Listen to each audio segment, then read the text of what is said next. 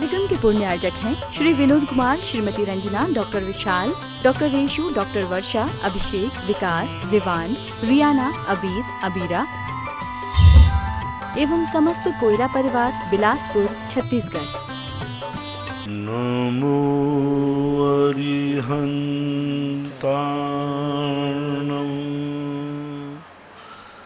नमो सिद्धाणं, नमो आयर्याणं, नमो वज्रायाणं, नमो लोये सवशाहूर्णं।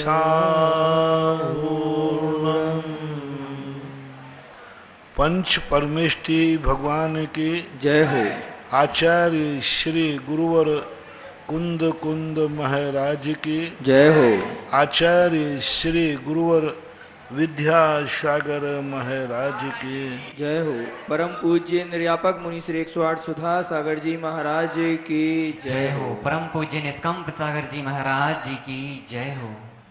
मांगरोल से अजित जैन एडवोकेट, इनकी जिज्ञासा है, पूज्य महाराज श्री के चरणों में त्रिवार नमोस्तु। महाराज श्री, कहा जाता है कि धर्म बचपन में नहीं बचपन में करना चाहिए, तो क्या महाराज श्री उम्र ढलने पर आत्मा का कल्याण नहीं होता?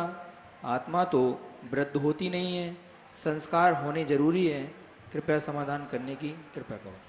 ये सब तुकबंदियां कहलाती हैं। बचपन में नहीं बचपन में करना चाहिए, बचपन में नहीं बचपन में करे, ये तुकबंदियां हैं। यूं बना देते हैं लोग किसी प्रसंग को लेकर के। ये सिद्धांत नहीं है, कानून नहीं है, ये कहावतें कहलाती हैं। सिद्धांत तो ये है कि 8 वर्ष से लेकर के अंतर मुहूर्त के बाद जीवन के अंतिम एक अंतर मुहूर्त तक भी कल्याण का रास्ता खुला हुआ है। पूज्यवर वीरसेन स्वामी महाराज ने श्री धवला की 5वीं पुस्तक में ऐसे लोगों के, ऐसे जीवों का वर्णन किया जो अनादिकाल से मिथ्या दृष्टि है, अनादि मिथ्या दृष्टि है। जीवन का मात्र एक अंतर मुहूर्त शेष रह गया, ओनली अंतर मुहूर्त। उस अंतर मुहूर्त में उसने सम्यक दर्शन प्राप्त किया, क्षौपसम सम्यक दर्शन प्राप्त किया, छायक सम्यक दर्शन प्राप्त किया, श्रेणी माणी 13वें गुण स्थान में जाकर एक अंतर्मुख ठहरा और मोक्ष प्राप्त कर लिया अनादि मिथ्या दृष्टि ने। और हजारों बार छठा सातवां हो गया, क्योंकि अंतर मुहूर्त के भी हजारों अंतर मुहूर्त होते हैं। एक आवली से एक समय ऊपर अंतर मुहूर्त होता है और हजारों आवलियां हो जाती हैं जब एक अंतर मुहूर्त, बड़ा वाला अंतर मुहूर्त आता है। तो एक अंतर मुहूर्त में अनादि मिथ्या दृष्टि ने कितने कार्य कर डाले, अनंत अनुबंध की विसर्जना की, हजारों बार छठा सातवां गुण स्थान गया और जाकर के केवल ज्ञान प्राप्त करके मोक्ष चला गया। कब? जीवन का मात्र एक मुहूर्त शेष रह गया था। 48 मिनट की जिंदगी रह गई थी, अपने हिसाब से मान लें तो इतने में भी कल्याण हो जाता है।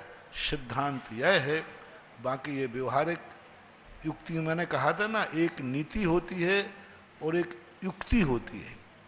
युक्ति कहलाती है जहां तुक्का बैठ गया। युक्ति कोई सिद्धांत नहीं होता, युक्ति नीति नहीं होती। युक्ति का अर्थ है कि तुक्का, कहीं बैठ गया तो बैठ गया, नहीं बैठ गया तो नहीं बैठा। तो ये सारी युक्तियां कहलाती हैं, सिद्धांत नहीं मानना चाहिए। कोटा से नविता जैन की जिज्ञासा है, पूज्य महाराज श्री के चरणों में नमोस्तु। महाराज श्री, ध्यान के 4 भेदों में शुभ अशुभपना भी होता है क्या? जैसे शुभ आर्त ध्यान, शुभ रौद्र ध्यान आदि, इन चारों को कैसे समझे? कृपया समाधान करें। आगम में ऐसा कोई उल्लेख नहीं मिला कि आर्त ध्यान भी शुभ होता है। जिसे हम आर्त ध्यान कह रहे हैं वो आर्त ध्यान नहीं, धर्म ध्यान ही है। लोग कहते हैं महाराज को अंतराय आ गया, आप रो रहे हैं, तो लोग इसको आर्त ध्यान कहते हैं। वो आर्त ध्यान नहीं, धर्म ध्यान है। लोग आज सामायिक नहीं कर पाए तो क्लेश कर रहे हैं। कोई व्यक्ति आज मंदिर नहीं जा पाया, क्लेश हो गया, दर्शन नहीं हो पाया, क्लेश हो गया। तो ये क्लेश धर्म ध्यान के अंतर्गत आता है, आर्त ध्यान के अंतर्गत नहीं आता। आर्त ध्यान की जो परिणति है, यदि इसको आर्त ध्यान मानोगे, धर्म कार्य को लेकर के संक्लेश परिणाम जो होता है। पूज्यवर आचार्य महाराज के सामने एक घटना घटी। एक व्यक्ति, महाराज को किसी को अंतराय हुआ, वो बहुत रो रहे थे। एक पंडित जी बोले भाई क्यों रो रही है, क्यों आर्त ध्यान कर रही है? महाराज का खुद का कर्म का उदय था इसलिए नहीं हुए, अपन का क्या दोष है? अपन तो शोध के दे रहे थे, इतना शोध के दिया, इतना शोध के बनाया, अंतराय आ गया तो महाराज के कर्म है, अपन क्या कर सकते महाराज। तो उसी समय आचार्य श्री ने टोका, बोले नहीं, इसका यही धर्म ध्यान है और इसका भी तो दानांतराय कर्म का उदय है, महाराज का ही थोड़ी अकेला लाभांतराय का है। तो कहने का भाव है। और यदि संक्लेश मात्र को हम आर्त ध्यान कहेंगे तो पूज्यवर वीरसेन स्वामी महाराज ने तीर्थंकर प्रकृति के बंध के कारण में संक्लेश लिखा। संक्लेश भावों से तीर्थंकर प्रकृति का बंध होता है, तो तीर्थंकर प्रकृति आर्त ध्यान से तो बंद नहीं होगी ना। इसलिए आर्त ध्यान जो है वह कभी शुभ नहीं हो सकता। और शुभ के निमित्त से, धर्म के निमित्त से जो परिणामों में आकुल व्याकुल परिणाम हो रहे हैं, वो आकुल व्याकुल परिणाम आर्त ध्यान की कोटि में नहीं आएंगे। जैसे कल मैंने कहा था, यदि कोई ऐसा भावना कर रहा है कि मुझे भगवान का समोषण मिले, विधेय क्षेत्र मिले, जिससे मैं भगवान की दिव्य धुनी सुन सकूं, तो ये ना तो निदान बंद है, न ये निदान ध्यान है, न ये निदान सरल है। निदान बंद कहलाता है भोगाभिलाषा, संसार के विषय कसायों की इच्छा करना, सांसारिक वस्तुओं की कामना करना, ये तीनों निदानों में जाएगी। निदान सरल में भी, निदान ध्यान में भी। लेकिन धर्म के प्रति आस्था करना, अच्छा क्षेत्र मिले जहां से मैं कल्याण कर सकूं, ये धर्म ध्यान ही है, आर्त ध्यान भी नहीं है और रौद्र भी नहीं। महर्षि एक जिज्ञासा और है इनकी।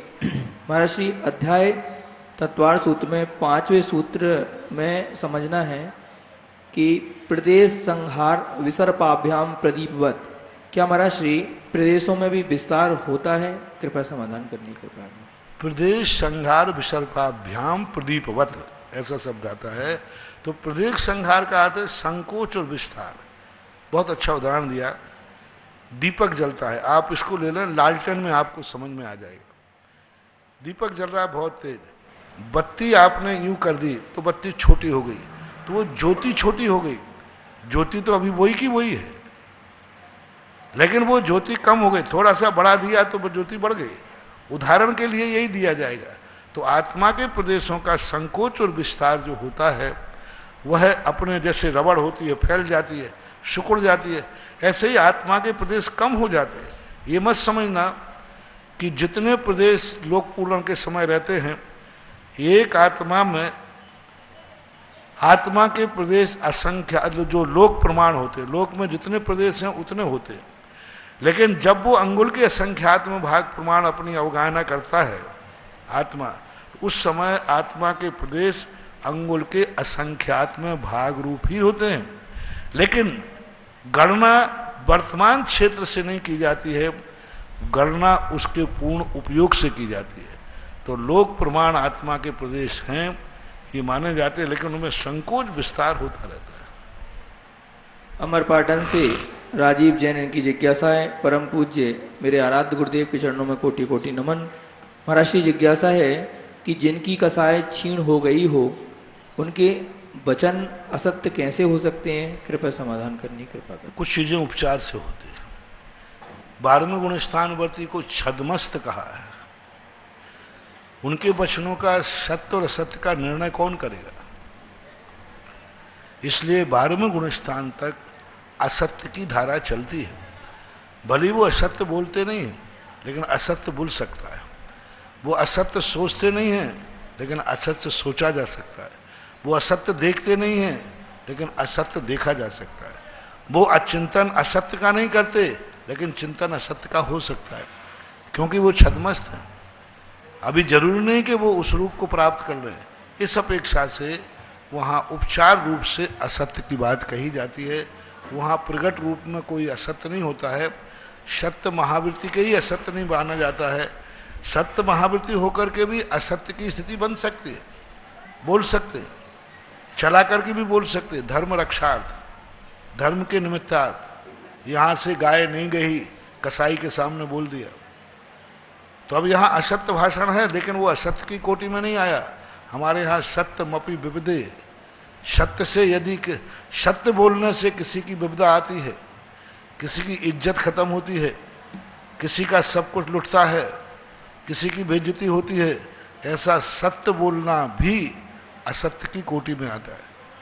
और दूसरों के रक्षार्थ हितार्थ असत्य बोलना भी सत्य की कोटि में आता है, ऐसा मानना चाहिए। तो औपचारिक रूप से जो सत्यासत्य की परिभाषाएं हैं ये तो उनमें घटित नहीं होती चरणानुयोग के अनुसार, लेकिन कर्म सिद्धांत के अनुसार छद्मस्त अवस्था होने से वहाँ पर है अज्ञान परिचय है। वहाँ पर 12वें गुणस्थान में अज्ञान परिचय, द्वादशांग के पाठी हो गए, शुक्ल चाद्य पूर्वविधा द्वादशांग हो गया, फिर भी अज्ञान परिचय कहा गया। तो इनको वहाँ उपलब्धि मान करके ही मानना चाहिए, प्रैक्टिकल रूप से वहाँ अपन पकड़ नहीं सकते। बनगांव दमोह से श्रीमती माधुरी जैन की जिज्ञासा है। पूज्य गुरुवर के चरणों में बारंबार नमोस्तु। महाराज श्री, मेरी जिज्ञासा है कि कई लोगों की ऐसी सोच होती है कि मंदिर में जल भर जाएगा, द्रव्य धुल जाएगा तथा मंदिर की सारी क्रियाएं हो जाएंगी, तब हम पूजा अभिषेक करने जाएंगे। दूसरा व्यक्ति पहले जाकर सारी क्रियाएं कर लेता है। दोनों की सोच में इतना अंतर क्यों?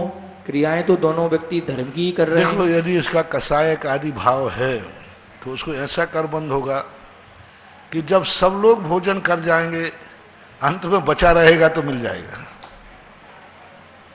सब पानी पी पे करके चले जाएंगे, अंत में बचा रहेगा तो मिल जाएगा। टेट फॉर टेट, जैसा वो भाव होगा वैसा ही होगा, अंत में उसे ऐसे ही मिलेगा। कभी भी कोई चीज बट रही होगी, मिलेगी तो सब में बचा रहेगा तो मिल जाएगा, क्योंकि मंदिर में भी वो ऐसे ही कर रहा है। तो ऐसा नहीं करना चाहिए, एक अनुशासन होना ही चाहिए। भगवान का धर्म हम 24 घंटे कर सकते हैं, इसका अर्थ ये नहीं कि अनुशासनहीनता करें। मंदिर की भी एक व्यवस्था होती है, एक अनुशासन होता है, और वो अनुशासन व्यवस्था के अंतर्गत जो समय निर्धारित किया जाए उस समय पे करना ये काल मंगल माना जाता है। मैंने एक बार इसकी बहुत विशद व्याख्या की थी। यदि आपने काल को सिद्ध करना है, बिल्कुल फोकट की सिद्धि बता रहा हूँ, कोई तपस्या नहीं, कोई त्याग नहीं, आपने एक निश्चित कर लिया कि मेरे मंदिर का अभिषेक 7 बजे होगा, 7:30 के बीच में होगा, और आप उस कार्य को सिद्ध कर दीजिए, संकल्प कर लीजिए 7 से 7:30 के बीच में हम कोई संसार के कार्य नहीं करेंगे, न स्नान करेंगे, न बाथरूम जाएंगे, न टॉयलेट जाएंगे, न चाय पिए, कुछ नहीं, दुनिया में कहीं रहें। ये टाइम मेरे भगवान के इष्ट देव के अभिषेक का है। आप 6 महीने करके देखिए। आप ट्रेन में भी हैं, आपको बाथरूम जाना है, नहीं अभी 7 बजा है, इस समय मेरे देवता का अभिषेक चल रहा होगा, मैं 10-15 मिनट बाद, जो भी टाइम आपका 7:30 के बाद जो। किसी दिल्ली में जाकर आपसे किसी ने कहा चाय पी लीजिए, बोले साहब कितना बजा? 7:15, अभी नहीं पीऊँगा, मेरे भगवान का देवता का अभिषेक चल रहा है। आप दिल्ली में भी अभिषेक का पुण्य कमा रहे हैं, आप ट्रेन में भी अभिषेक का पुण्य कमा रहे हैं, क्योंकि ये समय मेरे भगवान की धारा चल रही है। इस समय मैं संसार का कोई कार्य नहीं करूंगा,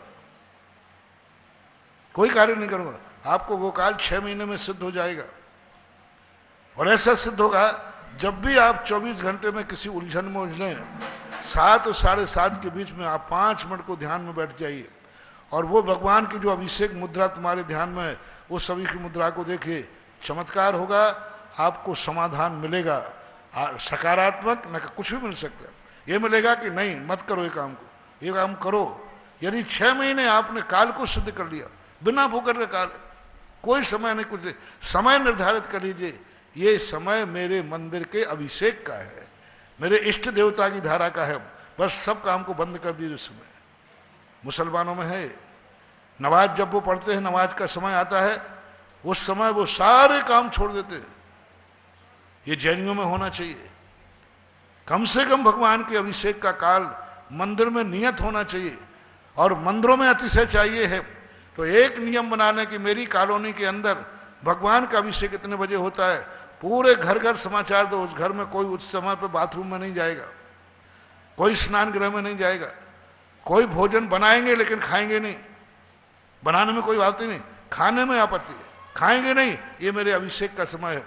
आप देखो यदि पूरी कॉलोनी इस बात का 6 महीने नियम कर ले, फिर उस मंदिर का अतिशय और चमत्कार देखना मूर्ति का क्या होता है। और वो काल तुम्हारे, लेकिन नियम आपको करना पड़ेगा। मंदिर का अतिशय कहना है तो अभिषेक का काल नियत करो, और सब पूरे लोग एक साथ, बच्चा भी स्कूल जाए उसको बता दो बेटा इतने समय पर आपको बाथरूम नहीं जाना, ये भगवान के अभिषेक का काल है। तो कुछ ऐसे छोटी छोटी सिद्धियां हैं जिन सिद्धियों से आप अपनी समस्याओं का समाधान कर सकते हैं।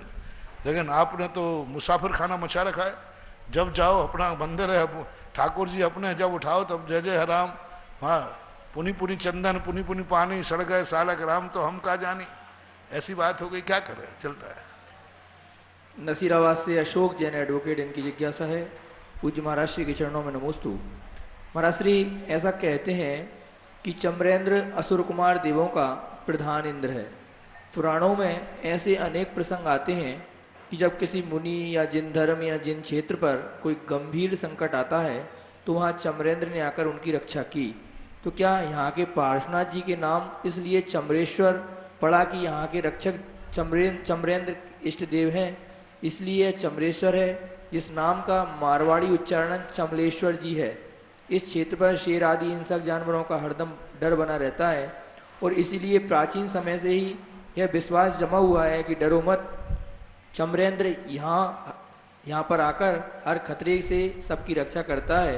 कृपया के सही है, कृपया समाधान करने की कृपा। मुझे ऐसा कहीं इतिहास देखने को नहीं आया और किसी इंद्र आदि के नाम से कोई भी क्षेत्र प्रसिद्ध हुआ है, ऐसा भी मुझे देखने में नहीं आया। धरणन पद्मावती व पारसनाथ का एक संबंध है पूर्वभोग। धरणन पद्मावती ने रक्षा नहीं की, पारसनाथ ने पहले उनकी रक्षा की थी। पारसनाथ तीर्थंकर के 8 दिन तक उनके ऊपर पत्थर बरस रहे, सौधर्म नहीं आया जिसकी ड्यूटी थी, कुबेर नहीं आया, लोकपाल नहीं आया, जो हराजन देवता आगे पीछे घूमते थे। धरणन पद्मावती का ही सिंहासन क्यों हिला, वही क्यों आए? क्योंकि उन्होंने पूर्व भाव में उनकी रक्षा की। रक्षा और रक्षक का भाव तभी आएगा जब हमने कुछ उसके साथ किया हो। हमने कुछ किया हो तो वो हमारी रक्षा करेगा, और नहीं किया है तो स्वधर्म के मैं क्यों आऊं? मेरे जो नियोग थे वो पूरे कर रहे हैं, आपने हमारे साथ कुछ उपकार किया ही नहीं, इसलिए मैं आपके साथ उपकार क्यों? उपकार उपकारी भाव हमेशा परस्पर में होना चाहिए, तभी संभव है।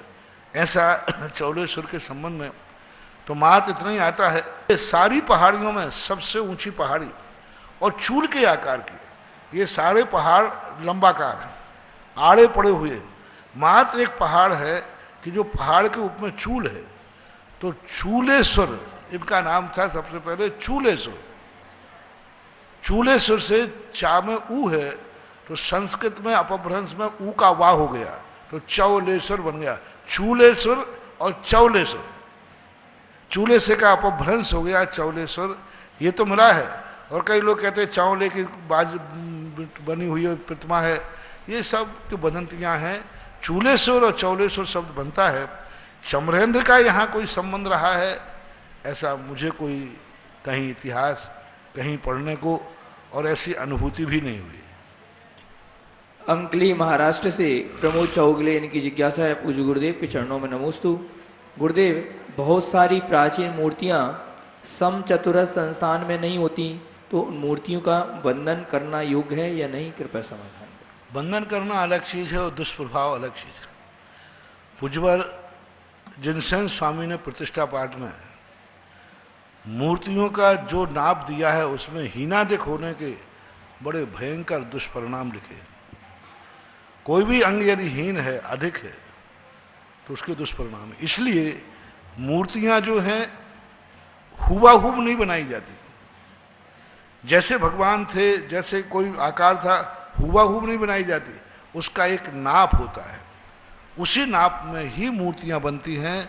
हुबहू स्टेचू बन सकते हैं, स्टेचू हुबहू बनाने का प्रयास, जैसे गांधी जी का है, स्टेचू बनाते हुबहू लठिया ले ये लेकिन वो मूर्ति पूज्य मूर्ति नहीं बनती। पूज्य मूर्ति का नाप निश्चित किया गया है, उसी नाप में बनती है तो ठीक है। हीनादिक है तो उसके प्रभाव तो है ही, शास्त्रों में लिखा है। रामगंज मंडी से सोवित जैन की जिज्ञासा है, पूज्य महाराज श्री के चरणों में नमोस्तु। महाराज श्री, जब हम हमारे गुरुवर का पाद प्रक्षालन करते हैं तो उनकी चरण रज को सर पर लगाने का हमारी भावना होती है। भक्तामर स्तोत्र में भी भगवान की चरण रज को छूने का भाव मानतुंग महाराज ने किया है, किंतु गुरुवर मेरी जिज्ञासा है कि जब दिगंबर मुनि महाराज आहार हेतु भोजनशाला में प्रवेश करते हैं तो प्रवेश से पूर्व अपने पैरों को स्वयं धो लेते हैं, तब उनकी चरण रज तो बहकर चली गई, और जब मुनि महाराज उच्चासन पर विराजते हैं तो उसके बाद किया जाने वाला पाद प्रक्षालन तो एक औपचारिकता रह जाती है। क्या ये युक्ति संगत नहीं लगती कि चौके में प्रवेश से पूर्व ही श्रावकों को मुनिराज का पाद प्रक्षालन करके गंधोदक बना लेना चाहिए? राजा श्रेयांश ने भी जब आदिनाथ भगवान का हार दिया था तब तो उन्होंने रानी चेलना के साथ महल के द्वार पर ही भगवान का पाद प्रक्षालन किया था।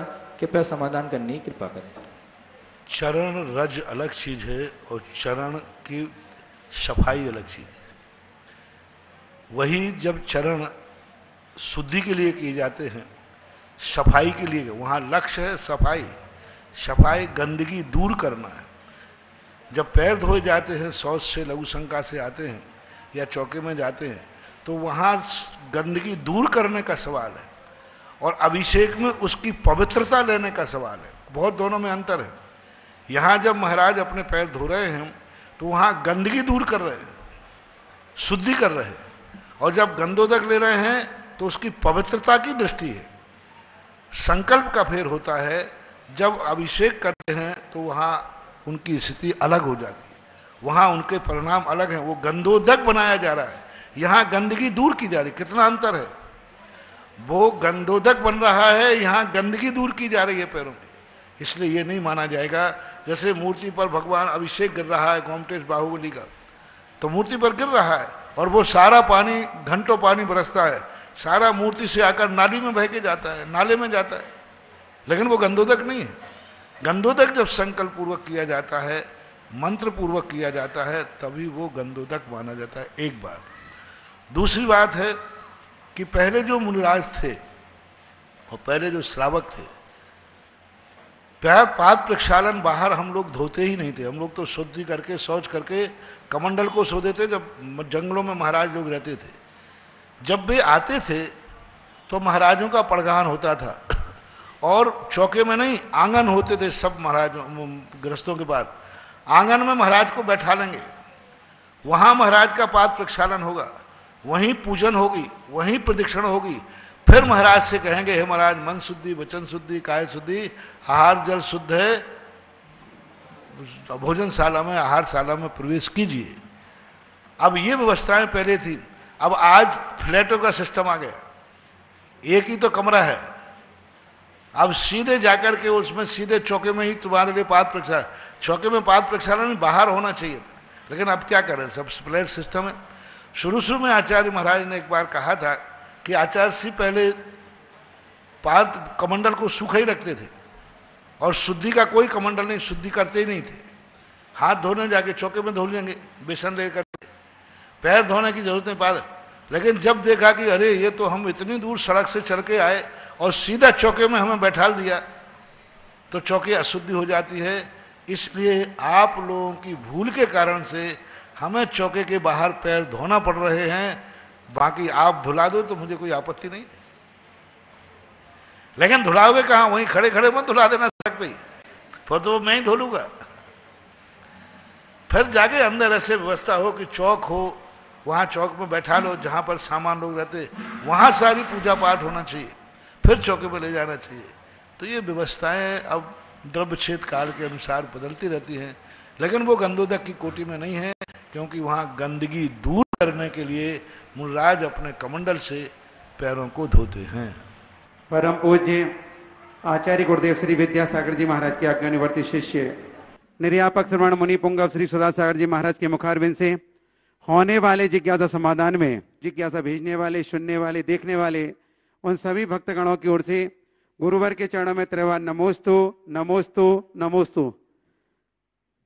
देशनोदय तीर्थ पर बनने वाले तीर्थ रक्षक में आज भी एक नाम आया, श्रीमती प्रेमबाई पुत्र महावीर, सरिता, सौरभ, मैना, सचिन, मोनिशा, सक्षम, झांझरी, भीलवाड़ा। एक कुआं जो यहाँ पर बन रहा है उसके पुण्यार्थ के अन्ना गौड़ा, अड़ा गौड़ा पाटिल, पुत्री पद्मावती, अंता गौड़ा पाटिल, हुबली, सैडवाल जिला, बेलगांव, कर्नाटक से। एक तीर्थ रक्षक सलोनी जैन, प्रियम जैन। जब भी दक्षिण से दान की बात आती है मुझे बड़ी खुशी होती है। इसलिए खुशी होती है कि सदा उत्तर भारत के लोगों से दक्षिण में खूब दान बोला जाता है। बड़े बड़े महोत्सव होते हैं, दक्षिण भारत का बोली नहीं ले पाता, लेकिन दक्षिण भारत में जब भी बड़ा महोत्सव होता है बड़ी बोली उत्तर भारत वाला ही लेता है। तो मेरे भावना क्यों, क्योंकि वहां अब मैंने कुछ साल से देखा, सांगानेर महोत्सव के बाद से दक्षिण भारत वालों ने भी दान देना शुरू कर दिया। जय हो। और दान देना शुरू किया तो वहां इतनी समृद्धि बढ़ रही, वहां भगवान का बढ़े कैसे उनका पुण्य। दक्षिण भारत के मंदिरों में श्रावक अभिषेक करते नहीं, वहां तो पुजारी करता है, उपाध्याय टाइप के होते, श्रावक अभिषेक करते ही नहीं, श्रावक को कुछ भी अधिकार नहीं वहां। और जहां जहां मंदिरों में श्रावकों ने अभिषेक और शांति धारा शुरू की दक्षिण भारत में, वहां की समाज आज इतनी समृद्ध हो रही है कि वे दान देने योग्य हो गए। अब देखो कहां दक्षिण भारत का, कर्नाटक का व्यक्ति और कहां चौलेश्वर में कुआं खोदेगा और चौलेश्वर का भाव कर रहा है। मेरा तो भाव है कि दक्षिण भारत की जैन समाज इतनी समृद्ध हो जाए, इतनी समृद्ध हो जाए कि ओरिजिनल कर्नाटक का व्यक्ति एक दिन गोमटेश बाहुबली का प्रथम अभिषेक करे। जय हो। और ये दान से ही संभव है। सांगानेर में लगभग 1 लाख लोगों ने, दक्षिण भारत के लोगों ने आकर के वहां का दर्शन किया। 1 लाख लोगों ने, कम से कम की बात कह रहा हूं, अभिषेक कम से कम 8-10 हजार लोगों ने, दक्षिण भारत के लोगों ने अभिषेक किया, जो वहां की लिस्टों में देखा गया। तो ये बहुत अच्छी परंपरा है कि दक्षिण भारत भी अब धीरे धीरे समृद्धि की ओर बढ़ रहा है। बहुत। एक और तीर्थ रक्षक सलोनी जैन, प्रियस जैन, गर्भ शिशु रक्षा हेतु छतरपुर मध्य प्रदेश से 1,11,000 तीर्थ रक्षक। एक प्रतिमा सहसकोट जिनालय में 171 की, कजोड़ी लाल, प्रेमभाई, महेश, बबीता, जितेंद्र, सरोज, अखिलेश, सम्यक, पिणम, आर्ची, दर्शित, दिविशा, हरसौरा, हरिगढ़ वाले, बसंत विहार, कोटा। एक पाव बीघा जमीन और एक कलश और उन्होंने यहाँ पर विराजमान करने की भावना भी है। अविश जैन, यूएसए, अंबाला सिटी से। और ये 5 कलश की घोषणा है। शांतिनाथ कृष्णा जी, देवशाली, कर्नाटक निवासी। 5 कलश श्रीमती सुमन देवी, अभिषेक, सोनिक, मोनिका, दिव्यांश, भव्यांश, पहाड़िया, विजयनगर। एक नाम और परिवार। और अगले कलश ब्रह्मचारिणी चंदा दीदी, सुमन जैन, देवेन, बिलासपुर, ब्रह्मचारिणी साधना दीदी की स्मृति में। 5 कलश विनीत ऋतु, नयापुरा, कोटा। 5 कलश कन्हैया लाल, रमेश, धनगांव। 5 कलश नरेंद्र कुमार जी जैन, बूंदी। 5 कलश अक्षय जैन, महावीर विहार कॉलोनी, टीकमगढ़। 5 कलश विकास नीलम पर्व, कनिष्ठा, सूतड़ा वाले, टोंक। 5 कलश श्रीमती शांति देवी, राजेश जैन, सूरत। 5-6 कलश प्रवीण मंजू, पुनीत, सिंपी, शार, हरियाणा। 5 कलश मुकेश सराफ, ललितपुर। 6 कलश आशा विमल, गोटेगांव, नरसिंहपुर। 5 कलश निर्मला देवी, अजित कुमार गंगवाल, छोटा लंबा, ओरई, अराई वाले। 5 कलश रेखा अरविंद जैन, दिल्ली। 5 कलश सुनील अजय सिंह, जबीरा, दमोह। 5 कलश कमला जैन, दमोह। 5 कलश पद्म शशि अभिनव सोनी, गोरेगांव, मुंबई। 5 कलश आदेश ऋतु जैन, गाजियाबाद। 5 कलश विनोद विनय जैन, ललितपुर। 5 कलश कुलदीप जैन, न्यूयॉर्क। 5 कलश कन्हैया लाल डोसी, नसीराबाद, देवली। 5 कलश संजीव कुमार, अलका बैंक वाले, मुजफ्फरनगर। 5 कलश कमल शैलेश, गदिया, उदयपुर, प्रवासी, हरिहर, कर्नाटक। 5 कलश कैलाश चंद अरविंद साहेब, भीलवाड़ा। 5 कलश और एक शिला दीपेश राजेश, देवड़िया, नागपुर। 5 कलश मनवर देवी, अरुण मनोज, राजेश ठोली, अजमेर। 5 कलश श्रीमती नमिता जैन, संजीव जैन, सपरिवार, यूएसए। 6 कलश शशि ऋषभ चारू जैन, श्यामनगर, जयपुर। 6 कलश 6 शिला दोनों भी दिए, 6 कलश भी दिए, 6 शिला भी मंदिर के लिए दिए। कुसुमबाई, विमल, चमेली, अमित, गुंजन, आनवी, गर्वित जैन, सिहोरा, सागर। 5 कलश सुरेश प्रिवेणा जैन, भोपाल। 5 कलश महेंद्र ममता रेखा जैन, पथरिया। 5 कलश प्रवीण निशा आजने जैन, नगरा, अजमेर। 5 कलश महेंद्र लक्ष्मी मयंक जैन, गुना। 5 कलश प्रथमा रेणी नौसी जैन, धौलपुर। 5 कलश इंदिरा सुनील सिंह, हैदराबाद। 5 कलश जितेंद्र कुमार, सपरिवार, प्रीत विहार, दिल्ली। 5 कलश शांति देवी, पाटनी, सपरिवार, जयपुर। 5 कलश गौरव जैन दोगेरिया सब परिवार स्वीडन, 10 कलश 10 शिला विमल जैन वाकलीवाल परिवार मदनगंज किशनगढ़, 5 कलश सुधीर श्रीधर जैन लाडू, 5 कलश उमराव देवी छावड़ा सा परिवार केकड़ी, 6 कलश 6 शिला नाथूराम जी की पुण्य स्मृतियों कुसुमबाई विमल जैन सिवहरा जिला सागर, 5 कलश अक्षय जैन परिवार वर्धमान ज्वेलर्स निपाणी, 5 कलश सुषमा जैन दिल्ली। और इसके बाद जिज्ञासा की ओर लेके चल रहा हूं, आप लोग सब तैयार हैं? 5 कलश अशोक कुमार गौरव कुमार टिंगू आयल मिल अध्यक्ष थोबन क्षेत्र कमेटी। जिज्ञासा ब्रह्मचारिणी बहन बिमलेश दीदी। पंच परम परमेष्ठ भगवान की जय। परम पूज्य महाराज श्री के चरणों में नमन करते हुए श्री अमृतचंद स्वामी जी ने एक 62वें श्लोक में आत्मा ज्ञानम स्वयं ज्ञानम ज्ञानातन्यत करोति किम परभावस्य कर्तात्मा मोहोयम व्यवहारिणा। आत्मा स्वयं ज्ञान स्वरूप है और वह ज्ञानातन्यत करोति किम, ज्ञान के अलावा क्या कर सकती है। फिर आगे उन्होंने कहा परभावस्य कर्तात्मा मोहोयम व्यवहारिणम, परभावों का कर्ता आत्मा होता है, यह व्यवहारी जनों का मोह है। इसका अर्थ क्या है? वहाँ पर एक कहा कि आत्मा का 2 रूपों में देखा जाता है। एक आत्मा का वर्तमान रूप देखा जाता है और एक आत्मा का शुद्ध स्वरूप देखा जाता है। जब भी कहा जाएगा जल का स्वभाव शीतल ही है, शीतल ही होता है, लेकिन जल जब अग्नि की सिगड़ी पर रखा हो तो वो गर्म होता है, लेकिन गर्म हो जाने से स्वभाव नहीं होता। अविनाभाव संबंध, हमेशा अविनाभाव संबंध देखा जाता है। समय सार में सबसे बड़ी व्याख्या की गई कि अविनाभाव किससे है। ये राग द्वेष भाव आत्मा के स्वभाव क्यों नहीं? क्योंकि इनका अविनाभाव पुद्गल कर्म से है, पुद्गल कर्म से। कल भी एक प्रश्न आया था इसी संबंध में कि अविनाभाव संबंध, इनको बहुत मैंने सोच रहा था कि भाई ये अविनाभाव तो राग द्वेष तो आत्मा में उत्पन्न होते, फिर पूज्यवर ग्रामी खुद को तो भगवान पुद्गल के क्यों कहते हैं बार बार कि सब राग द्वेष भाव पुद्गल के? इसका मूल हेतु ये पता चला, वही अमृतचंद सूर्य महाराज ने कहा कि हमारा स्वभाव वो है जो अविनाभावी है। अविनाभाव किसे कहते हैं? यत्र यत्र धुआं तत्र तत्र वह्नि, जहां धुआं है वहां अग्नि है, और जहां जहां अग्नि नहीं है वहां वहां धुआं भी नहीं, ऐसा मानना चाहिए। तो इसी प्रकार राग द्वेष आदि भाव का अविनाभाव संबंध कर्म से।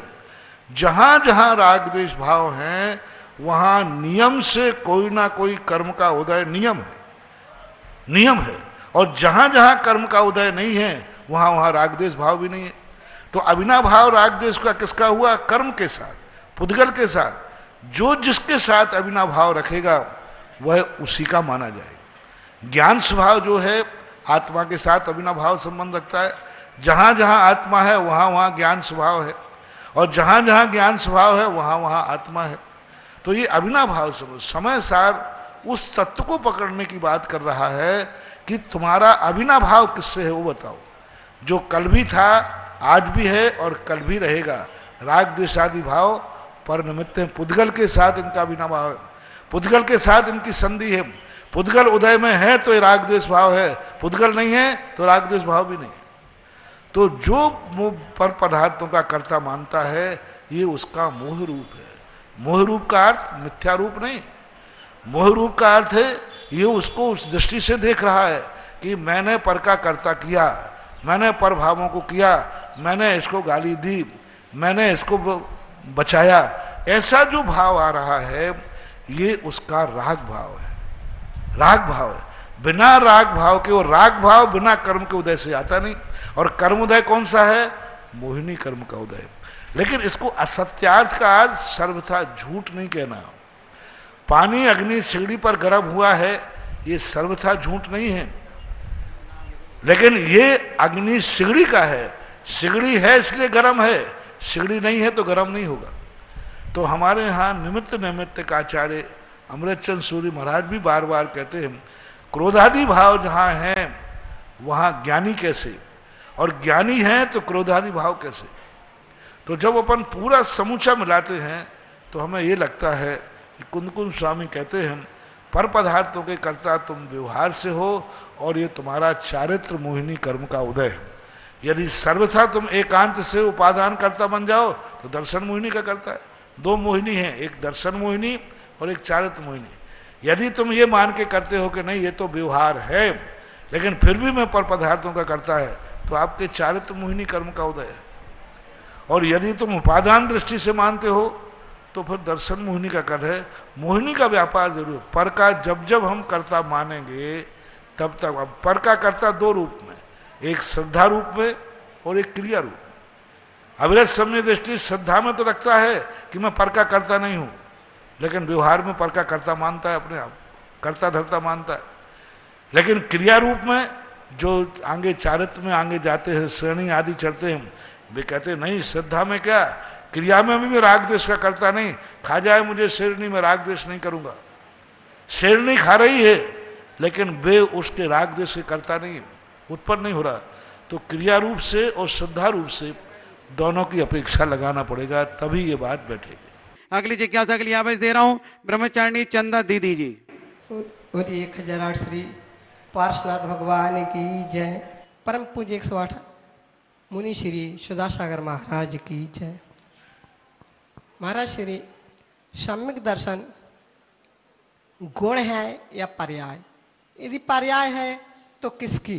पूज्यवर वीरसेन स्वामी महाराज ने धवला की 12वीं पुस्तक में सठखंडागम के इस सूत्र को लेकर व्याख्या किया है कि श्रद्धा नाम का एक गुण है, उन्होंने गुण माना।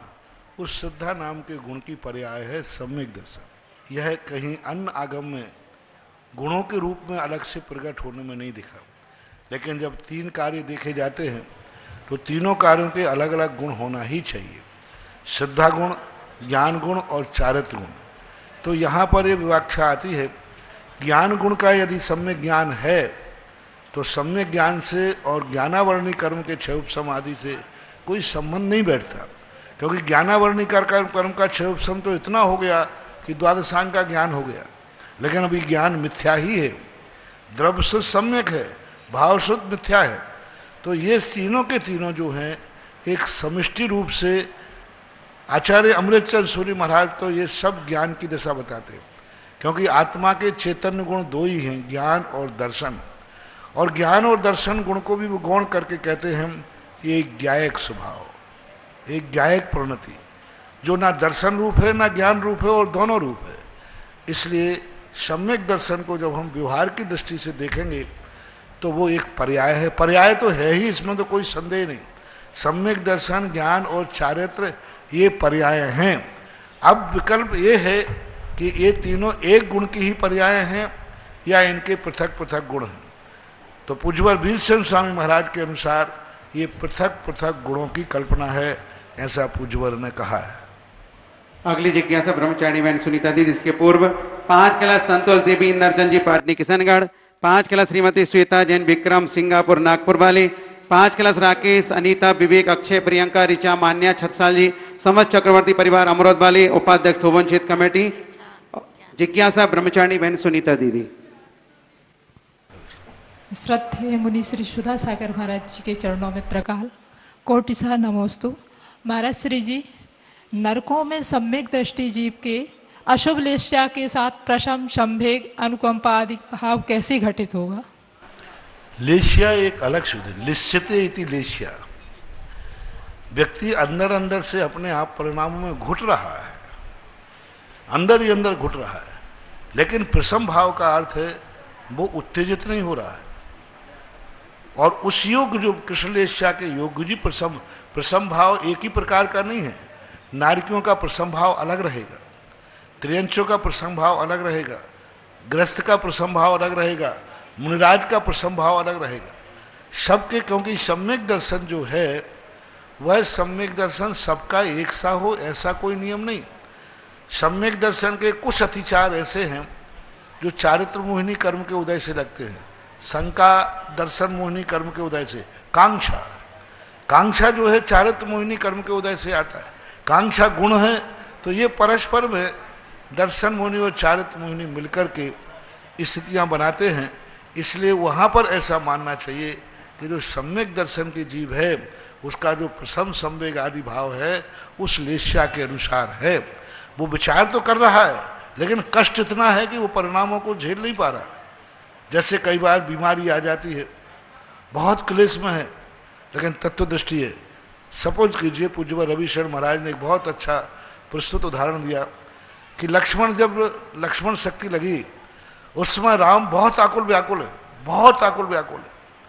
उनके परिणाम बहुत ही इतने परिणाम बिगड़ गए कि उन्होंने स्वयं आत्मघात करने की घोषणा कर दी, मरने का भाव कर दिया। यदि लक्ष्मण सुबह जीवित नहीं हुआ तो मैं अपने प्राण त्यागूंगा। अब जब स्वयं प्राणघात करने का भाव आना, ये कौन सी लेस्या है? बहुत विकृत लेस्या हो गई। लेकिन उसी समय विभीषण आदि समझाते हैं, हे मर्यादा पुरुषोत्तम, क्या आपको ऐसा करना शोभा देता है? क्या आपको इस प्रकार धीरज खोना शोभा देता है? तो रामचंद्र कहते नहीं, लेकिन मैं क्या करूं, मेरा मोह जाग रहा है। नहीं, स्पष्ट शब्द उन्होंने कहा। क्या ऐसा तुम्हें करना चाहिए? नहीं।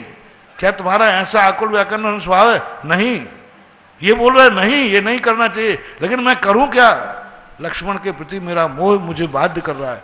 अब देखना, लक्ष्मण के प्रति जो मोह आ रहा है ये लेस्या को बिगाड़ रहा है, और उसमें भी कह रहे हैं कि नहीं, ये मेरा स्वभाव नहीं है, नहीं करना चाहिए। तो ये उनका प्रसम भाव यानी तत्व दृष्टि की तरफ ले जा रहा है। तो ऐसा ही उनके नारकियों के बढ़ता है, वे दृष्टि रखते हैं लेकिन मार काट वहाँ इतनी होती है कि वो ऐसा तो बन सकता है। अपन उसको जिस प्रसम भाव में अपन मुनिराजों में या वृत्तियों में श्रावकों में घटाते हैं, वैसा यदि हम प्रैक्टिकल वहाँ देखना चाहें तो नहीं मिलेगा। सबका अलग अलग है द्रव्य छेद काल भाव के अनुसार। आइए अगली जिज्ञासा तीर्थ वंदना से संपादक विजय धुर्रा अशोकनगर। परम पूज्य आध्यात्मिक संत निर्यापक श्रमण मुनि पुंगव सुधासागर जी महाराज के चरणों में पीयूष चुनमुन धुर्रा अशोकनगर धुर्रा परिवार की ओर से बारंबार नमोस्तु नमोस्तु नमोस्तु। परम पूज्य गुरुदेव, 1996 में आपका इस तीर्थ पर पदार्पण हुआ था। हम सबको सौभाग्य मिला था उस समय भी दर्शन करने का, यहाँ जब कुछ नहीं था। अभी देश में जो पिछले 2 माह का समय था, बहुत ही विभीषक समय निकला। हम लोग घर पर रहकर निरंतर चिंतन कर रहे थे, वो चिंतित थे। पूर्व में हमें लॉकडाउन में आने का मौका मिला। पूज्य गुरुदेव जब पूरा देश बंद था तब यहाँ से धर्म की वर्षा हो रही थी। जिस भूमि पर 2855 वर्षों में कुछ नहीं हुआ, वह त्रिकाल चौबीसी भव्य जिनालय नंद्यावर्त से शोभित होने जा रही है। गुरुदेव, आपने ऐसा यहाँ क्या महसूस किया? कहते हैं कि यहाँ भगवान का समूचरण आया था। हमें तो यहाँ कुछ नहीं लग रहा, हमें तो सिर्फ आप दिख रहे हैं। लेकिन गुरुदेव आपके श्रीमुख से वो सुनना चाहते हैं कि 2855 वर्ष पूर्व तब प्रभु यहाँ आए थे तो उन्हें कैसा लगा होगा। गुरुदेव आपके माध्यम से यह कृपा आज भारतवर्ष के तमाम भक्तों पर हो जाए। गुरुदेव नमोस्तु नमोस्तु नमोस्तु। ये भूमि कैसी है ये निर्णय करने वाला मैं कौन हूँ? ये भूमि तो साक्षात पारसनाथ भगवान ने चुनी थी। जो तीर्थंकर के द्वारा चयनित भूमि हो, तीर्थंकर जहां बैठने के विराजमान होने के लिए चयनित करें, उनकी सहज परिणति जिस भूमि को आकर्षित कर लेती है, वह भूमि अपने आप में अतिशयकारी और महान शक्तिमान होती है। पारसनाथ भगवान का 21 दिन यहाँ विराजमान होना कितनी बड़ी भूमि में ताकत थी, क्योंकि भगी भागन वस जोगे बसाए ध्वनि भय सुनी विभ्रम नशाए। भाग्यवानों के बस में। तो इस चौगले के अंदर ऐसे भाग्यवान लोग लगभग 2855 साल पहले थे। उनके पुण्य ने भगवान पारसनाथ को यहाँ आकर्षित किया, और वही भूमि लगभग 15 किलोमीटर के एरिया में समोषण था। कोई छोटा मोटा 15 किलोमीटर का एरिया, 2.5 मीटर 15 किलोमीटर, 7.5 इधर 7.5 इधर, इतना बड़ा समोषण था। और उसी भूमि के अनुसार आज जो स्थिति जमनी जो यहाँ की बन रही है, उसको लिए कल जो नंद्यावर्त की स्थापना है, वो नंद्यावर्त ही अपने आप में यह बता देगा कि यह भूमि पारसनाथ ने क्यों चुनी थी। और अब जो क्षेत्र का विकास होने वाला है, शिलान्यास समारोह 24 शादी का हो गया, 21 तारीख को। कल तो एक ऐसी दीप प्रज्वलन होना है, कल एक ऐसी एनर्जी उद्घाटित होना है जो एनर्जी सारे विश्व को प्राप्त होगी। एक ऐसा, क्योंकि कोई भी चीज है, चाहे जड़ हो चाहे चेतन हो, सबके अंदर शक्तियां छुपी हैं, मां जगाने की दे दी है। दीप कभी आज तक दुनिया का कोई दीपक अपने आप नहीं जला, कोई माचिस काढ़ी चाहिए। कल एक ऐसा दीपक, कल एक ऐसी सम्मेद शिखर की माटी, मैंने जिन जिन क्षेत्रों पर इस प्रकार के नंद्यावर्त की स्थापना की, वे क्षेत्र आज दिन दूने रात चौगने बढ़ रहे। जो उजड़ चुके थे, समाप्त हो चुके थे, क्षेत्र ही नहीं बचे थे, वो क्षेत्र आज, तो कल का एक ऐतिहासिक कार्यक्रम, बहुत बड़ी एक महाकुंभ देखो आपके सामने रखे। ये सब कुंभों में भर करके ये सब जमीन के अंदर जाएंगे, नीचे जमीन के अंदर रहेंगे, और इनमें से जो माटी भरी वो धीरे धीरे अपनी एनर्जी, अपना रस भाग पूरे क्षेत्र को प्रभावित करेगी। और ये हजारों कुंभ जो वहां रखे जाएंगे, उन कुंभों का एक अपने आप में महत्व होता है। इस प्रकार अगली जिज्ञासा विनोद जी मोदी, अशोकनगर। हेलो, परम पूज्य गुरुदेव के चरणों में श्री दर्शनोदय तीर्थ क्षेत्र कमेटी थोबन जी का बारंबार नमोस्तु। परम पूज्य गुरुदेव, आज पूरी कमेटी आपके श्री चरणों में आपके 2021 के चतुर्मास का निवेदन लेकर के आई है। परम पूज्य गुरुदेव, हम सब पर कृपा करें और थोबन क्षेत्र में अपना चतुर्मास करें, जिससे कि वह क्षेत्र जिस तरह से अभी प्रगति पर आपके आशीर्वाद से है, आपके सानिध्य को पा करके निश्चित तौर पर बहुत आगे बढ़ेगा और आपके चरणराज उस पूरे क्षेत्र को परम पावन करेंगे। ऐसी मंगल भावना के साथ हम सब आपके चरणों में चतुर्मास का निवेदन कर रहे हैं। परम पूज्य गुरुदेव, आप ये जिज्ञासा का मंच है, प्रार्थना का नहीं। चलो जिज्ञासा बोलो। परम पूज्य गुरुदेव के चरणों में अभी से कुछ वर्ष पूर्व मैंने निवेदन किया था, जब कमेटी का गठन आपके मंगल आशीर्वाद से हुआ था, तब मैंने निवेदन किया था, गुरुदेव हम लोग 100% काम करते हैं क्षेत्र पर और रिजल्ट हमें 25% मिलते हैं, लेकिन गुरुदेव जब से हमने ये निवेदन आपसे किया था, जब से हमें इतना फायदा है कि अब हम 100% काम करते हैं, अब 75% हमें रिजल्ट मिलने लगे हैं। तो गुरुदेव, हम और आपसे ऐसा आशीर्वाद चाहते हैं कि आपका पदार्पण क्षेत्र पर हो और जो 25% की कमी हमें महसूस हो रही है वो आपके आशीर्वाद से पूरी हो गुरुदेव, और 125% तक हम लेना चाहते हैं। बहुत कुछ, अभी तो तुम कह रहे थे 25, पहले तो 0% थी, 0 से 25 हुआ। जैसे जैसे कभी कभी क्या रहता है, ऊपर से पेड़ अच्छा दिखता है, समय सर खाद दे रहे हैं, समय से पानी दे रहे हैं, फिर भी वो पेड़ सूखता जा रहा है। तो कभी कभी क्या होता है, अंदर एक कीड़ा लग जाता है, वो कीड़ा सारी चीजों को, तुम्हारी मेहनत को बेकार करता है। थोबन जी में जितने कीड़े थे छोटे छोटे, वे सारे कीड़े धीरे धीरे हट रहे हैं, और सारे कीड़े जैसे हट जाएंगे तो थोबन जी है, खड़ेश्वरी बाबा है वहां तो, और उसका नाम तो दर्शनोदय तीर्थ से दिया। पुजवर अष्टपहाड़ स्वामी ने, अष्टपहाड़ के अंदर 14वीं गाथा में दिगंबर मुद्रा को दर्शन मुद्रा कहा है, उसी को देख करके उसका नाम मैंने दर्शनोदय तीर्थ क्षेत्र घोषित किया। तो वो दर्शनोदय एक दिन होगा कि भारत का हर व्यक्ति उस क्षेत्र के दर्शन करके ही जीवन समाप्त करेगा। एक बार दर्शन का भाव जरूर आएगा। बहुत कुछ अनुकूलताएं बनती जा रही हैं, जैसे जैसे दोष हटते जाएंगे। अभी जो सबसे बड़ा दोष तुम्हारा हटा, जो कि पहले तो तुम्हारा छेद धनुषाकार था और अब आकार बन गया है दिल का, तो दिल का आकार तो अच्छा ही होता है।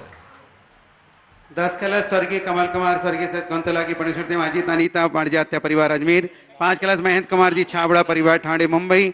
5 कलश नीलेश जी कासरीवाल परिवार गांधीनगर गुजरात। और एक 21,000 वाला कलश ध्वजा के साथ श्रीमती रेशु अनुरुद्ध जैन अमेरिका से। अगली जिज्ञासा राजीव जैन चंदेरी। राजीव जैन चंदेरी। महाराज श्री के चरणों में कमेटी का बारंबार नमोस्तु नमोस्तु नमोस्तु। महाराज जी, मेरी जिज्ञासा ये है कि सभी लोग मिलकर काम करते हैं और काम करते समय कुछ असामाजिक तत्व हमेशा दोष निकालते रहते हैं, जबकि कोई दोस्त होता भी नहीं है तो भी दोष निकालते रहते हैं। ऐसे आदमियों से दूर कैसे रहा जाए महाराज जी? नमस्ते। देखो, मेरे से प्रश्न पूछ करके छोड़ो मत, क्योंकि मैं ऐसे लोगों को बहुत पसंद करता हूँ। इसलिए आपको मालूम है कि ऐसे लोग इसलिए होते हैं कि वो तुम्हें सोने नहीं देते। एक व्यक्ति, एक कुत्ता, अयोध्या प्रसाद गोयली ने एक कहानी लिखी है। एक कुत्ता दिल्ली से आगरा के लिए चला। वो 7 दिन का रास्ता था, 3 दिन में आ गया। वहाँ के सारे कुत्तों ने पूछा, भाई कैसे आ गया, 3 दिन में कैसे आ गया? बोले साधर्मी भाइयों की तरफ से। बोले जब मैं जाता था जिस गांव में, तो लोग कुत्ते इतने पीछे पड़ते थे कि उनके कारण दौड़ते दौड़ते मैं आया तो 4-7 दिन का 3 दिन में आ गया। बोलो, जो रास्ते में जो भौंकने वाले थे उन्होंने अच्छा किया कि बुरा किया? कि 7 दिन का रास्ता 3 दिन में। तो ये तो कबीर ने भी लिखा है, निंदक नीरे राखिए। ये उनकी तो क्या गति होगी पता नहीं। इसलिए तुम्हें मालूम है कि मेरा चुनाव चिन्ह क्या है? कुत्ता। मैं आज तक इतनी ऊंचाइयों पर पहुंचा हूं इन्हीं चुनाव चिन्ह की बदौलत पहुंचा हूं। शायद मुझे इतनी ऊंचाइयों पर जगत में आज जिन प्रांतों में मैं नहीं गया हूं, वहां के लोग भी मुझे जानते। तो कोई भक्तों ने मुझे इतना ऊंचा नहीं उठाया, इन निंदकों ने ही मुझे इतना ऊंचा पहुंचा दिया कि सारा विश्व जान रहा है। सारा विश्व जान रहा है। एक व्यक्ति मेरे पास आया, उसी समय एक कप पेपर में मेरी आलोचना किसी क्षेत्र की छपी थी। तो वो आया, बोले महाराज जी हमारा मंदिर भी आप। अरे मैंने पढ़ ले, देख मेरे द्वारा मंदिर से जीर्णोद्धार कराएगा तो पेपर में छपेगा। तो वो कहता, महाराज जी मैं इसी को पढ़ के आया हूं। मैंने कहा तू इसी को पढ़ के आया? बोले हाँ, मैं इसी को पढ़ के आया हूं। जिस पेड़ पर जितने पत्थर फेंकते हैं, समझ लेना वो पेड़ आम का है। बबूल के पेड़ को कोई पत्थर नहीं मारता रे। पत्थर मारता है, इसका अर्थ है कि वो रसीला पेड़ है। कौन काटिले पेड़? बबूल के पेड़ को कोई पत्थर नहीं मारते। सबसे बड़ा पत्थर कौन खाता है? आम का पेड़ खाता है। तो जितने ये पत्थर मारने वाले आलोचक हैं, ये सदा जिंदा रहें, जिससे मेरा पेड़ सदा आम के रूप में जगत में प्रसिद्ध बना रहे।